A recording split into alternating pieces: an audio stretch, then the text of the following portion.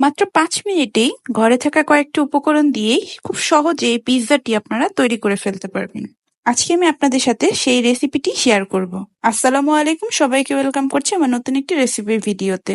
যে যেখান থেকে আমার এই ভিডিওটি দেখছেন সবাই আমার চ্যানেলকে একটু সাবস্ক্রাইব করে দিবেন। পিৎজা তৈরির জন্য আমি প্রথমে এরকম স্যান্ডউইচ ব্রেডগুলো নিয়ে নিচ্ছি। এরপর আমি ব্রেডগুলোকে একটু টুকরো টুকরো করে কেটে নিব। পিৎজা তৈরির জন্য একটি পারফেক্ট ডো তৈরি করতে প্রায় বেশ খানিকটা সময় কিন্তু লেগে যায়, তবে এই ব্রেডগুলো কিন্তু খুব সহজে হাতে নাগালে পাওয়া যায়। এবার টুকরো করা ব্রেডগুলোর মধ্যে আমি 2টা ডিম দিয়ে দিব এবং সামান্য একটু দুধ দিয়ে এটাকে আমি খুব সুন্দরভাবে মিক্সড করে নিব। এখানে আমি প্রায় 7 থেকে 8টার মতো ব্রেড স্লাইস নিয়েছি। এবার আমি একটি ননস্টিকের তাওয়া নিয়ে নিচ্ছি। তাওয়ার মধ্যে সামান্য একটু অয়েল ব্রাশ করে নিচ্ছি। এবার আমি এক এক করে সবগুলো ব্রেডের টুকরোগুলোকে সুন্দর করে একটি গোল শেপ করে এটার মধ্যে দিয়ে দিব। আপনারা ভিডিওটি দেখলে বুঝতে পারবেন যেটাকে আমি কিভাবে একটা গোল শেপ করে দিয়েছি। এভাবে আমি সবগুলো ব্রেডকে সুন্দরভাবে এর মধ্যে দিয়ে দিচ্ছি। সবগুলো স্লাইসে সুন্দর করে বসিয়ে নেওয়ার পরে এবার আমি চুলার মধ্যে এটাকে সুন্দর করে এপাশ ওপাশ করে একটু ভেজে নিয়েছি। এবার আমি রুটিটাকে একটি ওভেন ট্রের মধ্যে বসিয়ে দিচ্ছি।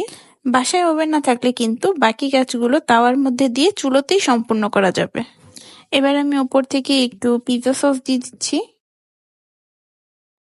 আরো দিয়ে দিচ্ছি কিছুটা মোজারেলা চিজ।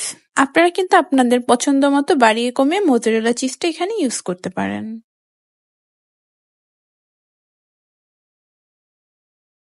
এরপরে এর মধ্যে আপনারা আপনাদের পছন্দ মতো টপিংস ইউজ করতে পারেন। প্রথমে আমি এখানে কিছুটা সসেস দিয়ে দিচ্ছি। আপনারা কিন্তু চাইলে এখানে চিকেন পিসও ব্যবহার করতে পারেন। এরপরে আমি কিছুটা টমেটো দিয়ে এটাকে একটু সুন্দর করে ডেকোরেশন করে নিচ্ছি। এই পিৎজাটি যেহেতু আমি মাত্র 5 মিনিটের মধ্যে তৈরি করছি, সুতরাং আমার হাতের কাছে যে সবজিগুলো ছিল সেগুলাই আমি টপিংস হিসেবে এখানে ব্যবহার করছি।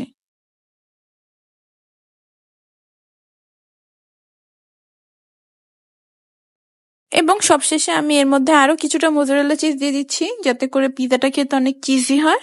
দিয়ে দিচ্ছি কিছুটা চিলি ফ্লেক্স এবং দিয়ে দিচ্ছি সামান্য অরিগানো, এতে করে খুব সুন্দর একটি স্মেল আসে।